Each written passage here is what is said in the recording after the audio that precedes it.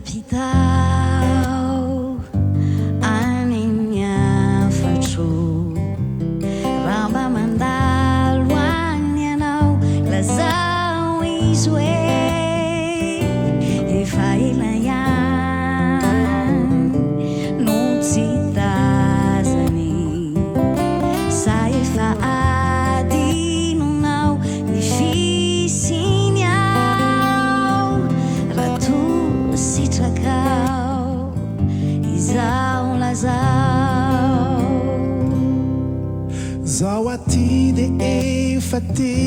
ahita azy indray efa nanadindro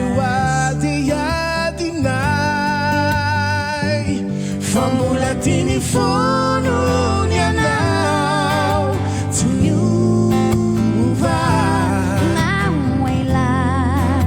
ndao aingana vititsy sangisanginako haitra fa rehefa ty de odory lazao tsotra Yeni natsy efa ela be mihitsy aho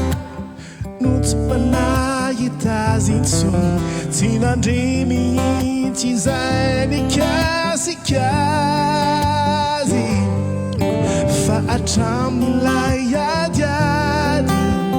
no tsy mpanifaneny intsony nefa mino ofizy izay mety efatory fa mba antanio azy kely mbola ao ve ilay fitiavana fa mba antanio azy kely efa dimy ve ilay namana fa mba antanio azy kely tsy mety intsony ve ilay fiarahana izao aty mbola teo tantanana fa mbola tiany fo